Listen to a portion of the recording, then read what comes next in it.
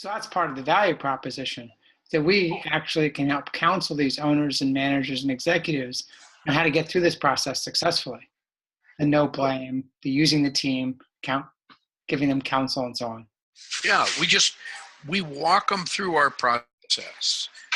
And the fun part of it is that before, the thing that we really figured out in the internet version of the War on Waste is how to leverage the combination of people talking to each other and an outside facilitator, so that the company isn't having to pay for a facilitator to stand around and listen to the employees battling it out. I mean, they can do that without a facilitator there.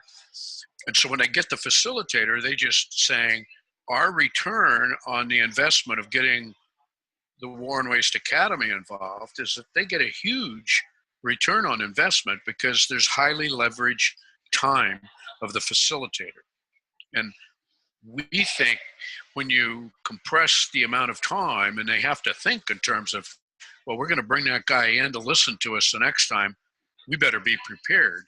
So, there's a lot of prep that then starts being transferred back to the members of the team to help make it all work. One client I had, the lady in charge of purchasing had been listening to them complain about a problem that she could have helped them with. And she goes, wow, I think I can help here. And what her issue was is the speed with which she could get orders into the system was a problem she was dealing with. And she would sit on an order would come in and she'd just put it over in the left corner inbox on her desk and get around to it when she could. But then when they told her what was happening because of that, she goes, oh, so I'm the problem. But she was really cool because she could admit that she was the problem.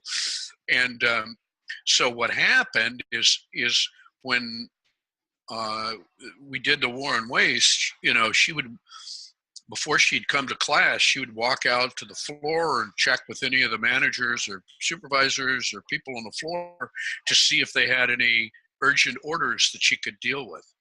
I mean, it really turned that company around because... How often do you have dominant team members who overwhelm others or overly quiet team members who don't participate? That's what I call the difference between pioneers and settlers. Those dominating people are called pioneers. The less, the more the people that get stuff done are the settlers. And my interpretation of which is which, whether you're a pioneer or settler, I'm clearly a pioneer. You're a pioneer. Yeah. So if you really want to get things done, you surround two pioneers with at least 3 or 4 settlers. If you have a group with, let's say, 4 pioneers and 1 settler, it's just going to be a Donnybrook. How well does it work if you have a team that are all settlers, or all quiet people that just get stuff done? They get things done, but they're a little, they're sort of, well, I don't have an idea and you don't have an idea. We're not going to get anything done.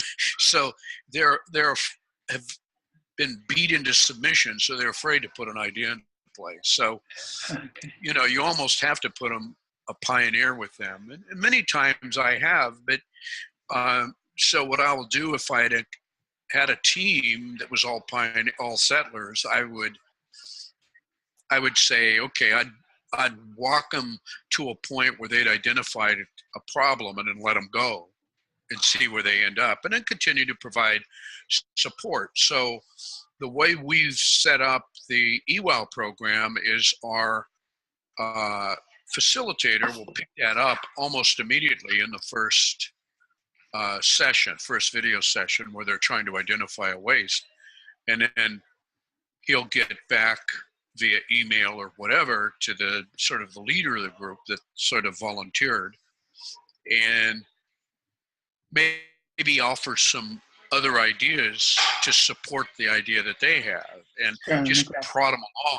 But once they get sort of going, they become very, very successful because, they're willing to go out and ask people for help. Yeah, their comfort zone is getting things done. so our facilitators play an important role in sort of quickly drawing an assessment of what's going on, and then working from there. And when they clearly see your 3 pioneers in a group of 5, you know, they'll work with them